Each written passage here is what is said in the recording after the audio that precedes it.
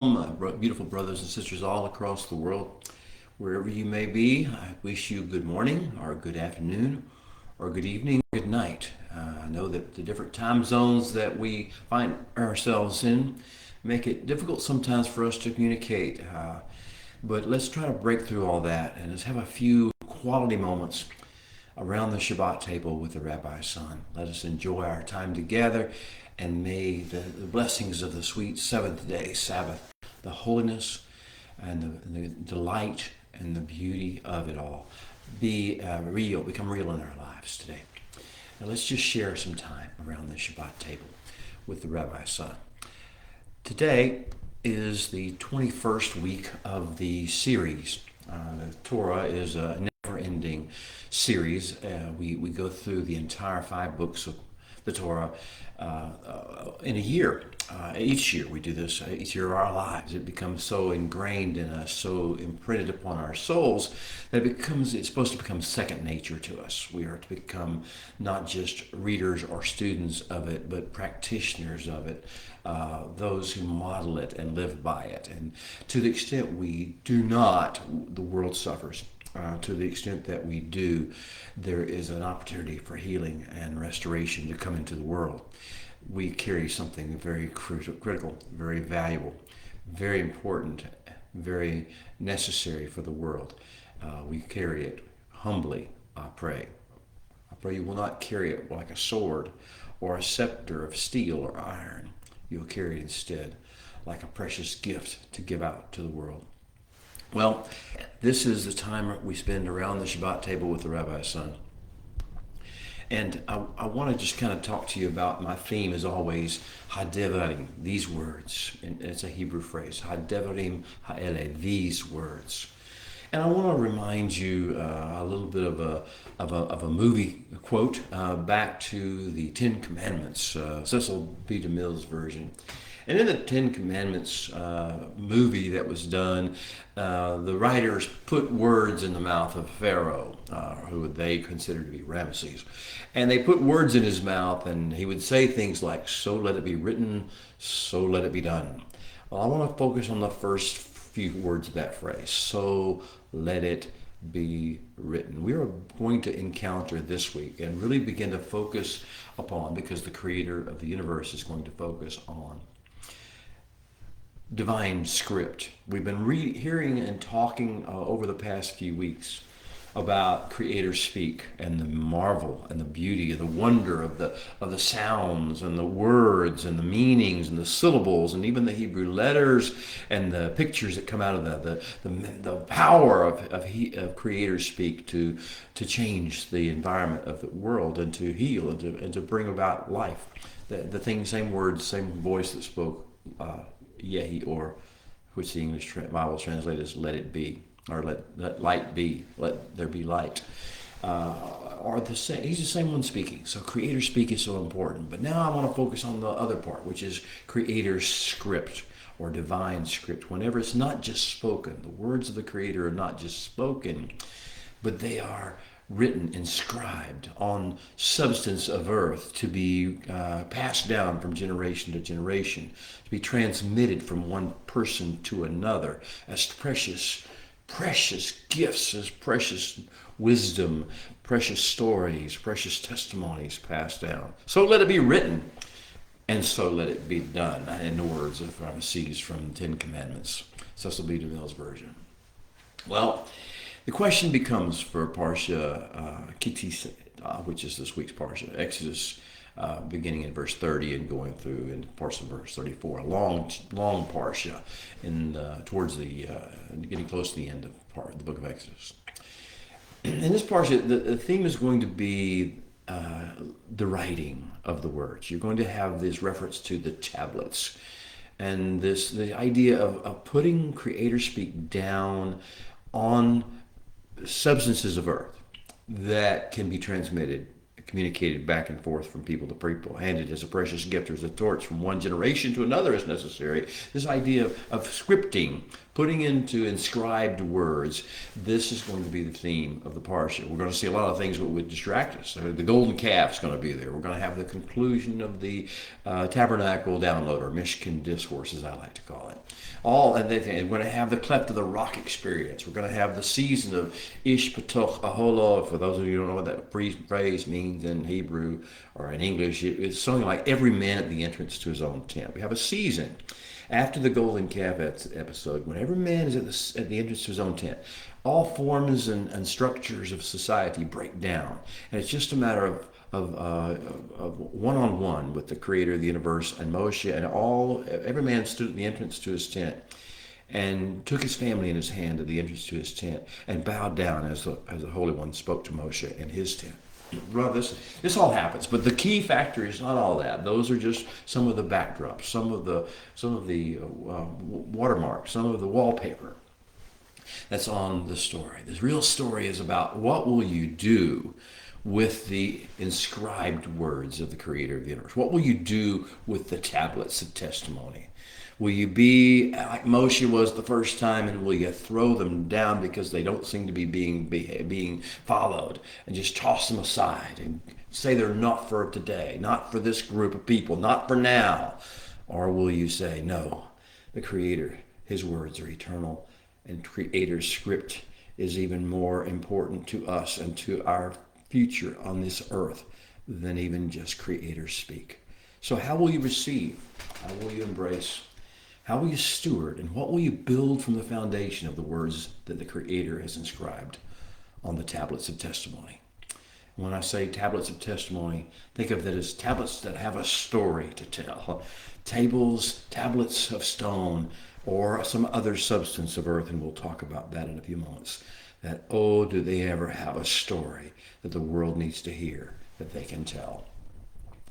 All right, so week 21 of the series is Tisa. Exodus 30, verse 11 through 34, verse 35. Chapter 34, verse 35.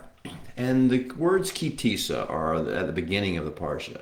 Tisa is the Hebrew, because this text was written in Hebrew, was communicated by the Creator of the universe in Hebrew, because that's the most effective means of communicating spiritual realities, spiritual inspiration. Kedusha from heaven's energy to earth is not English or Greek or Latin or Spanish or French or Tagalog. It is all those are good languages for many purposes, and they are communication capable. The Creator speak is designed to flow through the Hebrew language and phraseology. The Holy One designed it that way. So the words Tisa in Hebrew, what do they mean? Well, can you really translate them into English? Well, it's a problem, and the translation problems just don't get the same imagery that Hebrew provides to you. So I'm going to try to be somewhat of a helper, guide you through this process. Ki is a Hebrew. It means like if, as, when, to the extent, or according to. It's sort of an introductory phrase or introductory word that sort of draws your attention to a releasing from heaven. If, as, when, and to the extent you flow with this rhythm, if, as, and when that you do something. What's Tisa mean? Tisa is a second person form of the verb nasa. Nasa means to rise up, to lift up. It can even go on further into carry. But the idea here is that something has been picked up, lift up. And so we're going to find that the next words in the text will be Tisa et Rosh. When you lift up a head, of Bnei Israel, of the people of Israel, when you lift up a head, when you rise up the head, when you cause it to look higher, see higher. Now, English tribals don't really know what to do with that. English translators have never known what to do with that. And so they begin to liken it to a census, and they start talking when you cause people to be numbered, and there is a way in which you can make that work, and it does apply. It's just not what the words mean. It's not what the subject matter of the discussion is all about. The census is a context, but the actual essence of what's being said is when you cause Bnei Israel to lift its head. When you cause it to look away from the things of the earth, the natural things. When you cause a head of Bnei Israel, a head, someone who is at the forefront of Bnei Israel, to look up and see what's going on. Well, as it's said often, an old proverb, when the eagle cries, the frogs fall silent. When the eagle cries, the frogs fall silent. Now, if you understand what I'm saying, when you look up, when you begin to look into the heavens, you begin to see Creator speak, and you see it reduced to Creator script, you begin to say, we have a higher purpose. We have some higher meaning. There's more going on here than just the frogs croaking and the crickets crackling and the hyenas in the background and the wildcats screaming. There is more going on than what the news media will tell you. There's the world. The Creator is speaking. Let us all be like frogs and crickets that fall silent at his voice. Well, Parsha Tisa is going to introduce a new level to Creator Speak. It will go into Creator Script, and once it goes into Creator Script, it will carry accountability with it. Achrayut in Hebrew, aftermath, a sense of responsibility and accountability. We've been talking about Creator Speak in its beautiful, healing, restorative form, like it was just energy. But this energy now is going to carry accountability with it. We're going to see that throughout the Parsha. Even in the beginning, when we're finishing up the Mishkan Discourse, there are 7 more things that the Creator tells us. It tells Moshe to put into our minds as we get ready to build this tabernacle. So the last 7 things that he's going to tell us about. Each one of them has something new, and it was not in the previous ones. Each one has its own accountability factor. For instance, he talks about the coin, the half shekel coin that each person is to bring forth, rich, poor, whatever, just a half shekel of silver coin as sort of its entrance ticket to get into the tabernacle once it's built. And the idea here, what he says, that this will be an atonement, a kippur for you, a covering for you. So there would be an accountability. If you didn't bring the half shekel, if you didn't have the atonement, if you didn't have the covering, if you weren't absorbed into the covering, what would happen when you came to the tabernacle? So we're getting in that process. We see the bronze laver introduced early in this discussion. Well, what happens when you see the bronze laver? The bronze laver is in the holy, in the outer courts of the tabernacle, between the bronze altar, the brazen altar, and the inside of the tent, which is the holy place. And before entering the holy place, the priests are to wash their hands and their feet, lest, there's the accountability, lest they die, lest there is a sense of dying that takes place. Same thing with regard to the oil, the fragrant oil of anointing that's supposed to represent the scent of the whole tabernacle, and it's all people associated with it. When you begin to see this formula, you're not supposed to use this formula again. If you do, you'll be cut off from your people. Same thing with the incense. These formulas, there is an accountability factor being introduced. And boy, that accountability factor is going to come into full play, because what we're going to see then is the golden calf narrative and the accountability factor that comes from that. So I want to kind of introduce you this week, and we won't have a lot of time to discuss details. You have plenty of time on your own to read that and to find those details, and I encourage you to do so and to have conversations with one another like we're having around this Shabbat table right now about the substance and the text and the details of this parsha. But I want to talk to you about when I lift your head. I want you to lift your head with me. And I want us to look into the deep, darker things, the wonderful things of the Creator of the universe, the mysteries we are to steward. And I want to look into this idea of accountability or responsibility, achrayut, aftermath. The Holy One's more excellent way requires us to make some choices between things of the heavens and things of His words on the Creator Speak side and on the Creator Script side, and between that and the things of the frogs and the crickets of this earth, the chirping new people on the news, the talking heads of media and government and politics and science and medicine, the talking heads, the screaming ones, the ones who just make noise to hear themselves make noise, like the crickets and the frogs do in the sunsets, when the lion does not roar and the eagle does not cry. But when the eagle cries and when the lion roars, the substance of the depth of the difference in the sounds becomes obvious. The Holy One is a more excellent way that He is teaching us of making choices to follow the more excellent way rather than the ways of the earth and men's ideas and men's philosophies. theologies, ideologies, religions. Well, between all this stuff, the Holy One says, no, I have a more excellent way. And my excellent way features guidance, overwatch, and course correction disciplines that are written in the mediums of earth. They will be written on your hands. They'll be written on your eyes. They'll be written on your heart. They'll be written on your doorpost of your house. They'll be written on your gates. So this inscribing, this kitabing in Hebrew. Kitab is the verb. And this idea of turning creator's speak into creator's script and having it make a lasting effect that doesn't just change our lives, but is passed down from generation to generation. Well, these are the B'nai Israel Chronicles, and what he's doing with all this creator's speak, and what he's doing with all this creator's script, wants to do with all this creator's script at least, is he wants to build a great nation. He promised it to Abraham a long time ago. Genesis 12:2, I will craft you into a great nation, a nation of greatness. And then Genesis 46, he told Yaakov at Beersheba, he said, I am Elohim, the God of your father. Do not fear to go down to Egypt, for there I will form and craft and make of you a great nation, a nation of greatness. Well, this has been his promise to the patriarchs all along, and he's making it good. And his methodology includes creator speak, great redemption, and outstretched hand, and mighty arm, and that. And now he's giving us creator speak and creator script to make us into the great nation. Without creator script and creator speak, we are merely another government. We're another nation, another people that's formed on the basis of a revolution or a war or a division, separation of peoples. No, this is not that.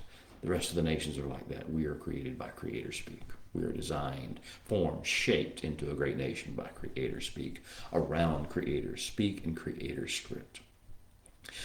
The high calling of this great nation, Am Yisrael, is to serve as the Creator's model nation on earth, the one which points the way to knowing the Holy One and communicating with Him and embracing His goodness and His wonder and His will and His ways, and embracing His wholeness through holiness plan.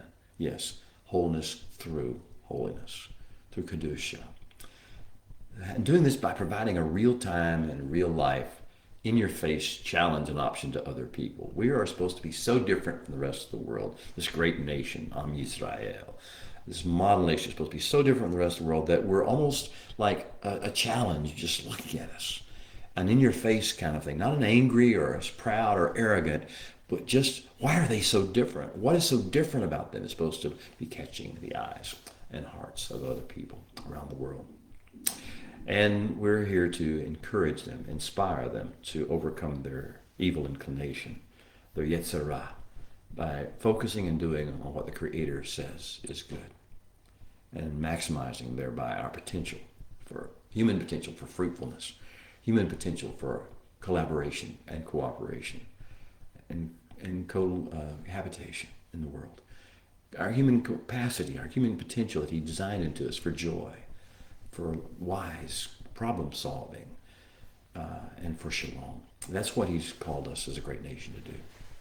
Now, previously on these chronicles of great nation building that the Creator's been giving us in the book of Exodus, He's been teaching us that the reason He cut covenant with Abraham in the first place, and also the reason He delivered Abraham's seed from Egypt, from bondage there, along with a mixed multitude from all the nations of the earth as a representative of the nations that will come, the foreigners that will become part of this covenant and join to it. He has a plan, you see. The Creator has a plan to restore fellowship with, and to abide on earth with, and to commune intimately with, and to co-labor with humankind, all mankind. As many as will come, as many as will participate, as many as will let themselves be drawn, as many as will respond to Creator speak and Creator script. He will allow them to be with Him, and He will be with them as He leads in a grand redemption and restoration campaign, redeeming mankind as a species, bloodline by bloodline, household by household, individual by individual, as many as will come, and restoring creation, the hills and the valleys and the orchards and the fields, and the meadows and the mountainsides and the rivers and the oceans to their original intended state of beauty, fruitfulness, and shalom. Well, this great nation building is reaching, Chronicle is reaching week number 9, Tisa. It's week number 21 of the entire series of Torah, but this is the Great Nation Building Chronicles, episode 9. And this is when we become functional in Kedusha by transmitting creator speak into creator script that just writes itself all over our lives. And how we get deployed in a dysfunctional and a profane world, but we carry with us signs and symbols of the other realm that we've been in, the other realm in which we dwell. We dwell simultaneously in the beauty realm of our Holy One God, and also in the profane realm of the earth and its fallen state. But to do this, to live in these two realms simultaneously, to operate and function in both realms the way the Creator designed us to, requires accountability protocols in our life. And that's what this parsha is going to be all about. Building protocols of accountability, of achrayut. Now, the thing is that our dysfunction in the human state, in the fallen human state, in this realm, must be dealt with the Holy One's way. It's not that it's ever going to completely go away in this life, but it must be dealt with in the Holy One's way. It must have the Holy One's stamp of kippur, of covering. That it's not just a covering like you smear something over it. It's to catch you up in it, to surround and have you absorb the covering. That's what the idea of kippur is. You actually absorb the healing energy of the covering, not just get covered so people can't see it. That's the idea of the difference between Hebrew and English thought and Western thought. So he wants to kippur us because he wants to kala us. We're going to hear this word kala, or you're going to see it if you do word studies throughout the book, the parsha of Kitisa. You'll see kala multiple times. Kof, or kaf rather, kaf lamed he, kala. And it's usually translated from the earliest usage is always complete or bring to completion. Finish in a good way, finish in a way to make productive and useful. But you're going to see English translations change that in this portion. They're going to change the entire meaning of it, turn it 100 degrees on its end, and make it mean destroy or do away with or kill. That's the way English does, unfortunately, and the English language and English ways, Western mindsets have totally twisted Torah. So if you see something that you see destroy it, look and see if it's kala. And if it's kala, you understand there's supposed to be a completion. It's actually the same word that's used in a noun form as the bride, to make a bride of someone, to put the ring on the finger, to put a ring on it, as we sometimes say in slang in the Western world. This is to kala. The Holy One is the whole story of the golden calf and the 2 tablets is about the Holy One telling Moshe, trying to teach Moshe that he's going to put a ring on it, on the finger. He's ready to do it, whether Moshe thinks the people are ready or not. Moshe's response is he's not going to put the ring on the finger. The ring, in this case, is the tablets and what the tablets say. He's going to throw the tablets down and break the tablets. He said, they're not ready, you're not going to receive it. And the Holy One's going to come back and say, I know when my bride is ready. And I want to do, I'm going to kala her, and I'm going to build her up from you. Well, we have to understand that our dysfunction in this realm must be dealt with, must be kippured, and it must be kalad before we can demonstrate the King's beauty and wholeness and fruitfulness and shalom to the nations. Well, and he has to touch us. He has to makah us. The Hebrew word makah means to stroke. The way a potter strokes and deals with his hands the clay that he's dealing with, and how you shape it with the hands. And the Holy One's going to makah us with his words, with his Creator speak, and ultimately with Creator's script, to stroke and reshape us, to smooth us out the way a potter does with clay. That's going to help us deal with our dysfunction, the dysfunction of this world. Now, the beauty realm invasion plan is on. The Holy One desires to have a beachhead. And the Holy One is commissioning Bnei Israel, this great nation he's building, to prepare a beachhead for him in this world. It's going to be in the form of this tabernacle structure, the Mishkan, that he wants us to build. This is going to be a portal into this earth and his entry point through which he's going to go and spread his plan of restoration and redemption into the world. Through us, of course, but he's going to use this beachhead as being his stage upon which he shows the passion play, as we talked about last week, of his great story of redemption and restoration playing out day by day, week by week, season by season, moed by moed, or festival by festival, as we read about it. So he's going to he wants us to prepare a beachhead for him in this world, a set apart, spiritually elevated, unpolluted earth space at which he can actually hold court, abide with in the midst of his redeemed nation and the fallen world, and display for all to see, all who want to see, all who will see his beauty, his majesty, his goodness, his goodwill, and his good vision for the world, where he can receive supplicants and seekers and sinners and pilgrims, and immerse all who wish to be immersed in life and circumstance changing Kedusha, or holiness energy from heaven, to bring that which is in heaven to earth, on earth, as it is in heaven. And where he can hold regular meetings and briefings and true-up sessions with his people, accountability sessions with his people. All the festivals are really accountability sessions. We're called to not be like the world, which is the accountability is all based upon the law of this sowing and reaping. And it's sort of haphazard, and it depends on many factors. You know it's certain, it's eventually going to happen, this law of sowing and reaping. But you can write it off as things like karma or fate or destiny or bad luck. You can write it off as all sorts of things and not realize what it is. But in the covenant, whenever he uses, calls forth a people and binds them together and to him with creator speak and creator script, for such a people, we don't operate on that level of accountability. We operate on a much more precise level of accountability called brit, or covenant. And this covenant sets the terms. And part of the terms are we will have regular scheduled accountability sessions and briefings at which we will present ourselves to him. Passover, unleavened bread, Shavuot, the Feast of Pentecost, Feast of Tabernacles at the end of the season. All these seasons we will, and every Shabbat, every Friday night, and through Saturday evening, we will present ourselves to him, come before him, and be accountable to him, and receive a true up, a reconnection to the true tone, true source, if we will just receive it. That's what he wants to do, and this is a beauty realm invasion plan, and he wants to do with us. Now, let's talk about Tisa, the 21st parsha. Exodus 30, verse 11 through 34, verse 35, I believe it is. What does the Holy One mean? Why did he include this particular section of Torah in his Kingdom of Heaven emissary training protocols? We're part of a training. We're being trained into a great nation. Why did he feel like this parsha, these things that we read about in Exodus 30 through 34 are so important, so critical, that he actually put them in the Torah, made them a part of our generation by generation training program?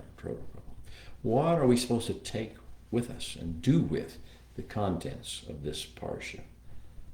What role does the Holy One intend for each of the matters that he has Moshe to address in this parsha? What role does he want these things to play in forming and shaping our worldview, and informing and shaping and defining our individual and collective purpose and mission and sense of identity of who we are? What is the purpose of these things, these stories? Well, Tisa is all about something I'm going to call tablature. Now, that's a phrase that actually, if you play any musical instrument, particularly guitar or a stringed instrument, tablature is a familiar word to you, I hope, because it's sort of a shorthand version of reading music. You don't actually have to read music on the page to be able to play. With tablature, it tells you where to put your fingers on your fretboard. And so it's sort of a shorthand version, tablature. But by tablature, you can play virtually any situation, any song, but you just see where the fingers are supposed to be and what's to be plucked, what string is plucked at what place. Tablature. Now, this tablature is a play on words because that tablature is tablature. I'm not talking about tablature, although the analogy is somewhat convenient for me. I'm talking about tablature, Tablet, tablature, the making of tablets, the use, the care, the stewardship, the effect of tablets, tablature, and I'm talking about the tablets of testimony. See, Tisa is all about the tablets. Everything you're going to see has to do with the tablets. What's going to be on the tablets, what we're going to do with the tablets. You see, in this parsha, creator speak becomes creator script. And creator script is designed to be put in mediums of earth. And particularly while it's going to be in tables of stone, perhaps sapphire, as we talk about the scriptures, it's also going to be clear that the ultimate place, the ultimate medium of creator speak and creator script is not stone. It is doorpost and gate of our home. It is heart. It is eye. It is hand. All these things, inscribe them on the doorposts of your houses and on your gates. Let them be upon your heart. Let them be a symbol before your eyes, and as frontlets, symbols on your hands and frontlets before your eyes. So will creator speak become creator script and be written on the doorposts and gates of your houses, on your heart, on your eye, on your hands, all places you interact with the world in this fallen realm? Or will you let it get lost and fade into the world's frog and cricket and hyena noise? Tisa, a parsha of opposite source creative impetuses and initiatives. Opposite sourced creative impetuses and initiatives. In other words, we can use the creativity that the creator of the universe put into us by virtue of us being in his shadow or image upon the earth. We can use that creativity for purposes as described in the tablature, or we can use it for another purpose, which I call cafeture, golden calf making of one form, of one substance or another. If we are not making it tablature, if we're not making the tablets written on our eyes, our ears, our hearts, our hands, our actions, if we're not doing it all the places of interface we have with the world, then we're eventually going to make a calf. We're going to do cafeture instead of tablature. I want to remind you of Torah's introduction to tablature, as I call it, or katabing, the katabing initiative. Katab is the Hebrew word which we usually translate as write or inscribe, because the writing was done through an inscribing mechanism. So what was Torah's introduction to the tablature or katabing initiative, the way of having things written down for posterity, for generations, and for us? Katabing is first mentioned in Exodus 17:14. It talks about Yehoshua. It's to be written for Yehoshua that the Holy One is at war with Amalek forever and ever. It's an interesting thing. But in Yehoshua's scroll, Yehoshua's book, Yehoshua's katav, Yehoshua's tablature is to have first and foremost in his mind that the Holy One is at war with the Amalek throughout his life. That's, to some degree, we all have to remember that. But the more relevant source or introduction we have to tablature is in Exodus 24:4. In preparation for the 74 elders and priests to go up the mountain to see the Holy One before, well, in Exodus 24, that whole passage of the beauty realm visitation of the 74 people. Before that happened, Moshe did a lot of things at the base of the mountain to prepare people. There was an olah, there was a burnt offering, as we want to call it, completely sacrificed burnt offering. There was blood sprinkled on each person, and he did something very important. He wrote down, he katabed. He put a script. Before he left them with a script. Parchment or papyrus or whatever he used, but he wrote a script of everything the Holy One had said to him at that time and left it with him. Well, this tablature, this goes on, there's a reference to it in chapter 24, verse 12, later on down the chapter, as we get talking about before he goes up to receive the Mishkan discourse, the Holy One tells him, you're going to receive from me tablets. And I'm going to inscribe on them the words that you're going to find, and with the very finger of God, with the Holy Spirit. It's a idiom for the Spirit, the breath of the Holy One. Will bring these words to bear in real life. He promised the tablature in Exodus 24:12. And then when he got to 25, chapter 16, chapter 25, rather, verse 16, and then again in 21, when we're talking about the Ark of the Covenant, he begins to reference again. We haven't seen the tablets yet. We know they're coming because of 24:4. But now or 24:12, but we know they're coming, but he says put them when they're here, put them in someplace.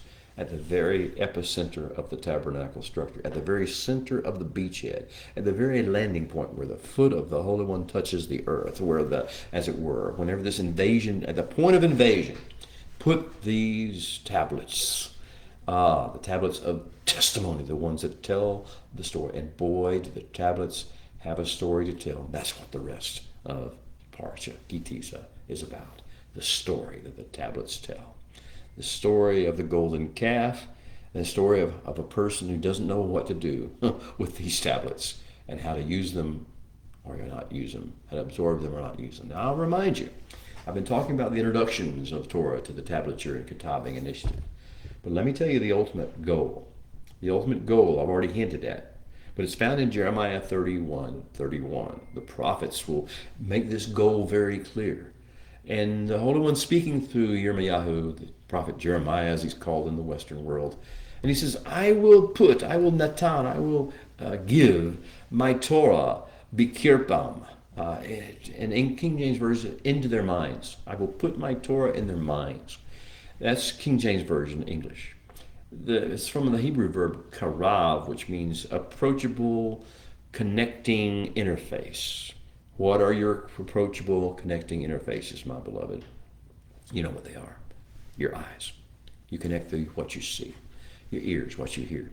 You connect through what you touch with your hands. You connect with what you allow yourself to emote with your internal organs or your heart or your internal spirit. So this, I will put my Torah bikirbam in their approachable connection interfaces, wherever they interact with the world, And he goes further in Jeremiah. He says, I will katav, I will inscribe, I will write them these words on their libam, their hearts. Again, King James Version. Literally the place where they process and prioritize stimuli and assign it value.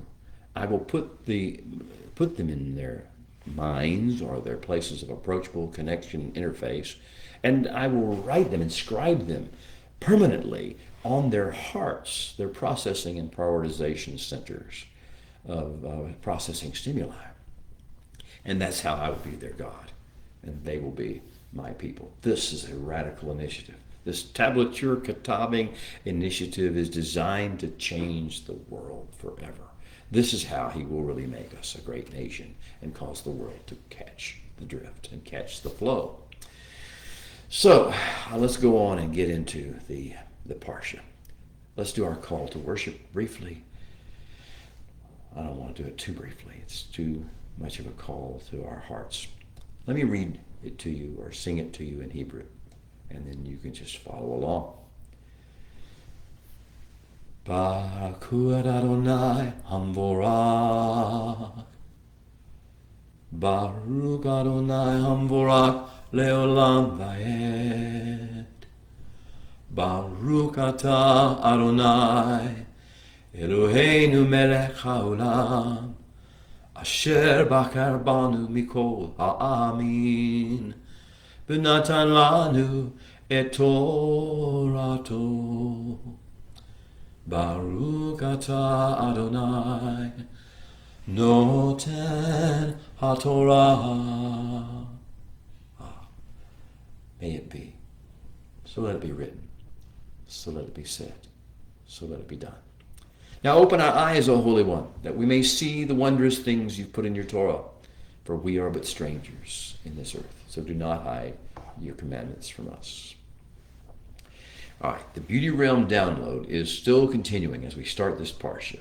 And we're having the last 7 items that are in this download of the tabernacle blueprint and what we're supposed to build on earth to be his entry point, or to be his beachhead for the invasion of heaven and earth. And the Holy One begins the parsha by saying, Va'daber Adonai a Moshe lemor, and the Holy One spoke to Moshe, Creator speak, saying, Ki Tisa et rosh b'nei Israel, if, as, and when, and to the extent you lift up a head of the b'nei Israel, lif kudek, to muster, to assemble them, to address them, to visit them, to inspect them, to make an accounting, to make accounting of them. V'natnu ish kofer nafsho l'Adonai lifkod otam. A man is to give and appoint a kofer, a covering, for his nephesh, for his mind, his will, his emotions, his pseudo-intellect, for all those things. It's supposed to be a covering that is absorbing the holiness of the covering for Adonai. If he's going to make this transition, if he's going to lift his head and go into the upper realm, the higher realm, if he's going to go into the beauty realm and make this transition from the earthly realm to the beauty realm, he needs to have this covering over him that he absorbs the holiness of at the time of visitation. There's the accountability factor. And it will come to pass, if they do this, they will not be stricken.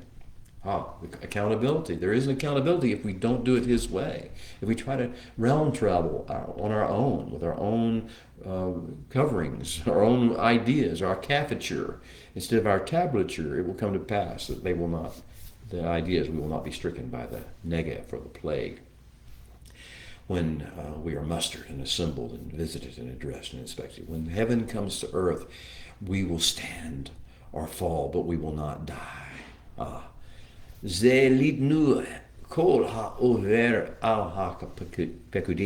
And everyone who crosses over at the time of muster is to give makatzit hashekel hakodesh, half of a shekel of the holy things. He gives us this instruction. This is the first of 7 instructions with regard to the tabernacle. And all of them introduce an element of accountability, of akariyut. And this idea of accountability or responsibility, when we travel between realms, when we carry things of the holiness into this realm, when we try to go into the holy realm and to see the beauty realm and encounter it and draw things from it, there has to be a level of covenant accountability, not just that we're going to eventually get it by the law of sowing and reaping. Now this introduces what I call the 4th law of spiritual science. If you want to get the first 3 laws of spiritual science, you kind of have to go back about 3 weeks and one at a time. I'm giving you one new spiritual law per week. And this is the 4th law of spiritual science, as I would read it. And it's something from the teachings of Yeshua, but it is an eternal truth that we get and we read about, and I believe we see pictured in Parsha Ki Tisa. And it is this: the 4th law of spiritual science is, of and from him to whom much has been given, much will be required. Of and from him to whom much has been given, much will be required. This is the 4th law of spiritual science. Now, I want to go ahead and fast forward a little bit and give you a little good news about the 5th law of spiritual science, which is also found closer to the end of this parsha, at least as I see it. The 5th law of spiritual science is, he who has been forgiven much loves much. Oh, you can tell a person. You can feel the presence. You can sense what comes out of a person if they've been forgiven much. You know this is also the teaching of our Master Yeshua. But it is also the evidence of the story that we'll read. The tale, what the story behind the tablets really is. That he who has forgiven much loves much. He who has received mercy gives mercy. He who has received forgiveness, who has received grace, gives grace. But it all starts with him to whom much has been given, much will be required. You see, the world is obsessed. The secular world, the fallen world, is obsessed with people who have what they call privilege. They're jealous, they're envious, they're angry, they're offended, they're resentful, because they don't know any better. They see this as issues of privilege. Well, if you turn it around from heaven's perspective, it's not privilege, it's responsibility. Of and from him to whom much has been given, much is required. And so every time you hear someone talk or blab on or rant or rave about privilege, this privilege, that privilege, that privilege, understand, they don't understand. They're blinded by resentment and anger and childishness and folly and vanity. They don't understand that what the Holy One has done is assign people higher levels of accountability, and that comes with a visibility that draws attention to it. So, you see, there is an obligation inherent in every covenant. For the weaker partner in the covenant, and with God, that's us, for the weaker partner in the covenant to report to and appear before the stronger partner at appointed times as well as on demand. In other words, he can tell us to appear before him anytime, or we can also have regularly scheduled meetings when we go before him. It's kind of like an employee evaluation, but at his call or at certain times a year. We're going to go 3 times a year at unleavened bread in the spring, at Pentecost in the summer, and in the fall at Feast of Tabernacles. We have these scheduled times when the weaker partners in the covenant, that's us, appears before the stronger partner and gives an account. And at that time, we have our performance, our attitude, our results, our aftermath evaluated by the stronger partner. Not because he's going to slap us or be angry at us, but to receive from him whatever reward or condemnation, whatever rebuke or counsel, whatever discipline, whatever corrective assignment, tikkun process, or punishment, or other consequence, or just encouragement the Holy One, the stronger partner, deems to be appropriate on that basis, considering the totality of the circumstances, which men are not good at doing, considering all things and all generations and multi-generational issues that go on and all the circumstances. The covenant accountability effect, which is what Parsha Tisa is all about, is basically restated like this: how a person acts and behaves and speaks, and how he interacts with others, has consequences. Do you understand this? We are not able to just do whatever we want to in this world. It will have consequences. Now, that happens in this world and age, as well as in the next world, the world to come. And these consequences are what we call accountability. At the lowest form, as we've discussed, accountability is found in the universal law of sowing and reaping. A man reaps what he sows. To be not mocked. God is not mocked. A man reaps what he sows. You understand, this is applicable to all human beings. A man reaps what he sows. But this sowing and reaping is not directly proportional. Matter of fact, there's usually a greater reaping than the sowing. And if it's negative, it can be really painful because you reap a whole lot more than you sow, but it's the same substance you sowed. You understand, there's lots of things about it. It's unpredictable, and it seems so vague sometimes, and it seems so delayed in many cases by circumstances beyond our control. This kind of accountability, though real and certain, tends to be long-term, and tends to seem, at least to us, to be imprecise, and seems easy to blame on impersonal, imaginary forces like karma and fate and luck. But covenant, and that's what we're in with the Holy One. That's what the whole idea of interfacing with man is, through covenant. Covenant ups the ante of accountability significantly. It introduces higher, more precise, and shorter leash levels of accountability for us. Levels that are fitting for courtiers of the King, that have been in the beauty realm, that have been made responsible as stewards for the wisdom and the truth and the goodness of the Holy One and the Creator's speak and the Creator's script that He's been given to us. These levels of accountability should significantly impact our attitudes and our approach, our actions, our decisions, our impact on the world, and our relationships. That's the idea. Covenant accountability process for image bearers of the Creator of the universe involves review, reporting, inspection, examination, testing, and discipline. I'm going to repeat those 6 things: review, reporting, inspection, examination, testing, and discipline. Honesty, honest communication between us and the Creator about where we are and how we're doing with this Creator speak, Creator script, wisdom, beauty download. So the accountability process for the king's image bearers involves all these 6 things. And knowing that we are accountable to the Holy One is supposed to keep us on task. That we're accountable on a short leash to the Holy One. That we're accountable 3 times a year to the Holy One. And then on Yom Kippur, the 4th time is the big one, when we're accountable all the way into our own personal rehearsal of death. And what would we do if we appeared before the Holy One and gave account for all that we had spoken and all that we had done? These accountability factors are supposed to keep us focused, on task, on time, and on target, not on the chirping of the crickets or the croaking of the frogs of our world, the talking heads of the government and the politics and the news media and the entertainment media. We should be focused upon the task at hand and the time given and the target assigned. This is part of our process, the process of training us as emissaries of the King. Do you want to be an ambassador of heaven's kingdom? Do you want to be a representative of the Creator of the universe from heaven to earth? If you do, then we have to embrace these covenant accountability protocols.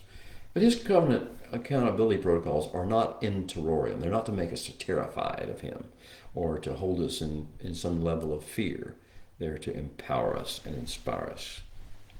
Well, there are so many features of covenant accountability. First of all, by virtue of these accountability protocols that he gives us, our identity becomes more clear. We know who we are. We're sons and daughters of Elohim through the bloodline and then the adoption of Abraham's bloodline.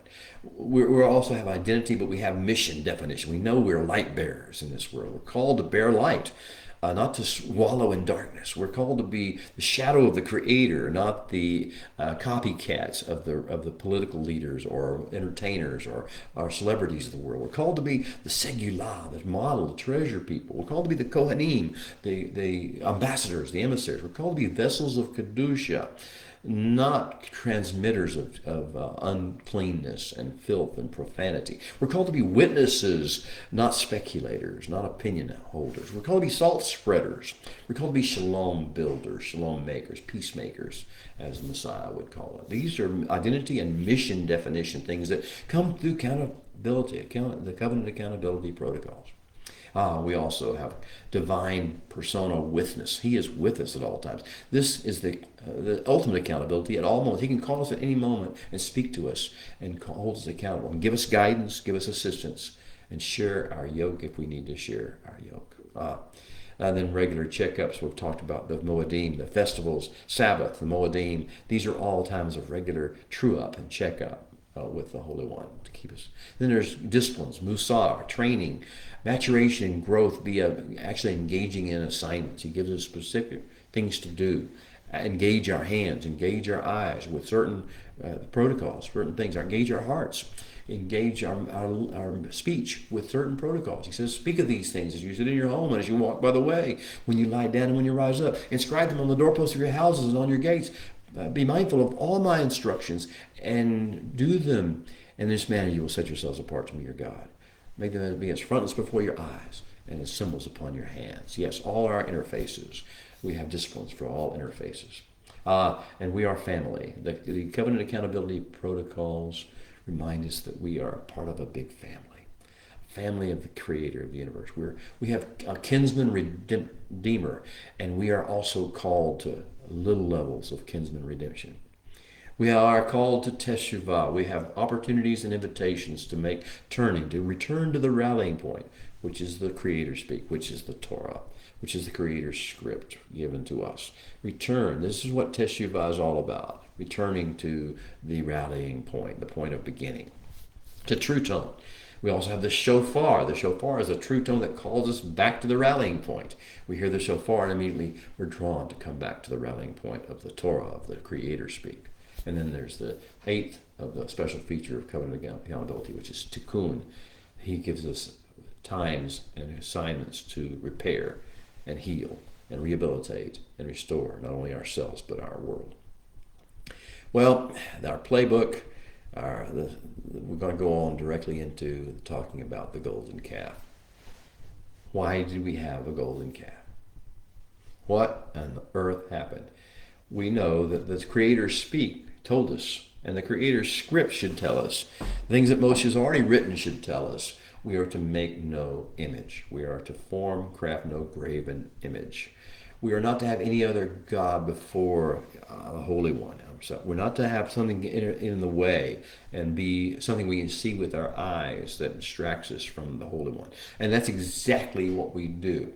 We have a situation where Creator speak has not translated into Creator's script in our heart, in our eyes, in our ears, in our mouth, in our hands. We have now begun to use creativity according to the chirping of the flesh, the chirping of the crickets, or the chirping, the croaking of the frogs, the earthly nocturnes of this world are calling us to make something for ourselves. And so we assembled, the people assembled before Aaron, who was left in charge, but who was accountable, who was left in charge, and they assembled. This is human assembly without a call to assemble. The Holy One never called them to assemble. And most of our meetings, our gatherings tend to be these, where we just meet on our own. We aren't called to assemble. That's the difference between the Holy One's way and our way. We build golden calves when we assemble because we want to assemble. We just want to be together. As opposed to responding to a call to come together, which He unifies us in that context. He brings us together and forms devakut, unity, intertwining of each other's with Him. Well, so we have this situation where we assemble, we come to Aharon as a people, we've lost sight, we've had a prophetic disconnect, we haven't been writing the script, we haven't been reading the script, we've just been thinking about what we'd like to see, what ought to be, what's right, what ought to be, every man with what's right in his own eyes. So we come to Him and say, make us gods. We've asked for this motion. We don't know what's happened to him. He's been 40 days up in the top of the mountain. He's receiving whatever his vision, but he's not coming back down. Maybe he won't come back down. We don't know. So make us gods. Make us gods that we can see, that we can follow. Do exactly the opposite of what Creator speak and Creator script told us to do. And Aaron says, sounds good to me. I'm putting words in his mouth, and I know there's midrash to the contrary, and there are always midrash to the contrary because midrash comes in many different forms. But as you see it in the actual writing and the way the script is written, the way the Torah is written, it looked like he said, "Okay, give me the gold earrings out of your ears." And he puts them in the fire and a pot, and he melts them, and as he says it, and out popped this calf, this golden calf, which it says he took his engraving tools and made, according to the actual script. His story didn't make sense. And so that happened. We have conversations up on top of the mountain between the Holy One and Moshe about what's going on down below and what Moshe should do about it. Notice that the Holy One was in the process of giving, and he did give to Moshe the tablets, inscribed by the finger of the Holy One, his own writing, his own inscription. Creator speak becoming Creator script, and he gave this precious gift to Moshe to give to us. He never said, throw it down and break it. Look for it in the text. Look anywhere he said, you're going to go down there and I want you to make a point. I want you to throw these things down and break them. You won't see that anywhere. To the contrary, you're going to find that this was Moshe's rage. Now I know there's midrash to the contrary, that Moshe was doing the will of the Holy One. I understand that's what midrash says. That's not what the Torah says. The Torah says he was angry. He was furious, burning with anger. And in that burning rage, he threw these tablets down. How are you going to handle tablature? How are you going to handle Creator's script? This is really the key question of Parsha Ki Tisa. Now there is forgiveness at the end. And that's what we're going to see at the end, that he who is forgiven much will love much. And Moshe will be among those that is forgiven because he's going to have this shining face when he comes back down with the second time, and he's actually going to lovingly entrust these Creator speak features into the people at that time. Well, that's what we're going to see. But right in the meantime, we have a challenge. What will you do with the tablets? What will you do with the instructions and the words of Creator speak that have been put on the tablets? What will you do? Will you value it, or will you listen instead to the chirping of the crickets and the croaking of the frogs and the babbling of the talking heads of religion and science and medicine and politics and entertainment? What will you do? This is your challenge for Parsha Ki Tisa. there is a beautiful beauty realm that needs to come to earth. Will you be the vessel through which it comes? I have to leave you now. I hope you'll have a good time visiting with each other or studying on your own with regard to this Parsha Tisa on this Sabbath. Blessings be to you, and I'll see you next week.